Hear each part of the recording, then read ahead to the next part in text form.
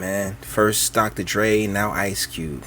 Is there any NWA member that doesn't beat women?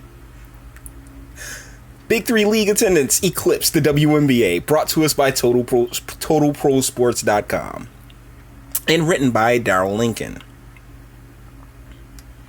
And TotalProSports.com has a very annoying habit of putting their videos in the corner throughout the entire article.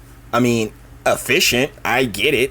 This is capitalism, but man, if it's not annoying. This shouldn't be shocking, but it really is when you factor in that the Big 3 league only plays a half-court game. During the inaugural 2017 season, fans came out in droves and supported the Ice Cube brand league that had former pro ballers who still had an itch to scratch for competition. Through 32 regular season games, there was a total attendance of 99,187 fans that came out, which was an average of 11,020 fans a game.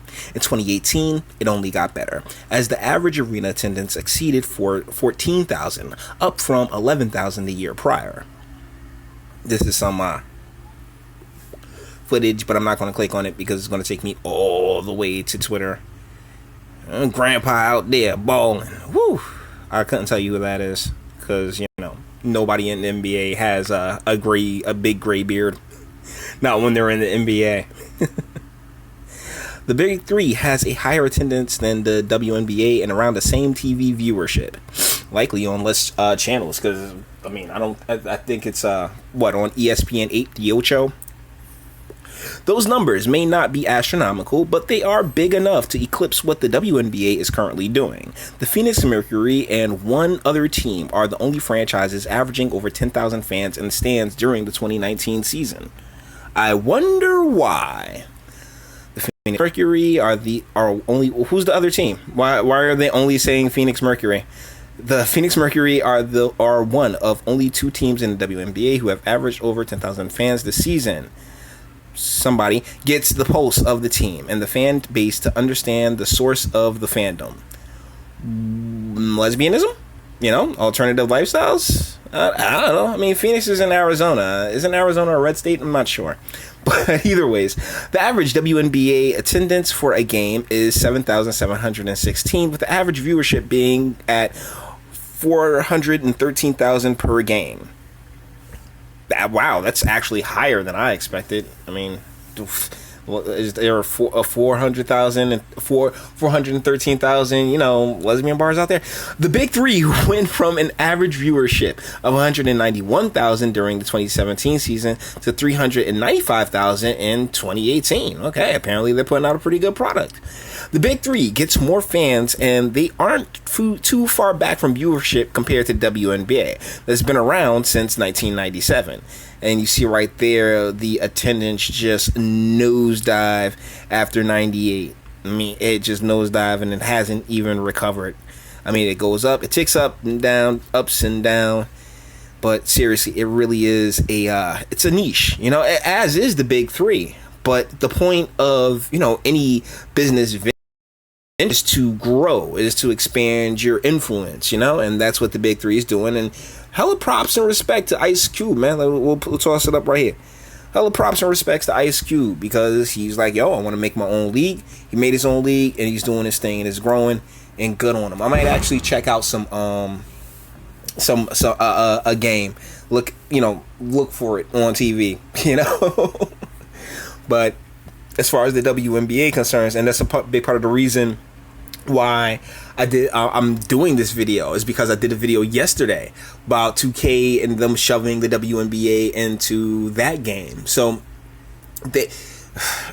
you ever see the movie Mean Girls, and that one girl kept trying to make that word pop? Like, she was like, this is going to be so, what's that word? I can't remember, that fetch or something like that. This is going to be so fetch. And she's like, look, it's not going to happen. This isn't going to pop off for you, son. All right, this is not rocking. Okay, I know the white blonde girl didn't say that, but what I am saying is that, man, at what point do you call it a day? I don't know. I mean, as long as the NBA continues to want to keep this experiment going, but the deal is that it's an experiment that should have went out like well over a couple decades ago.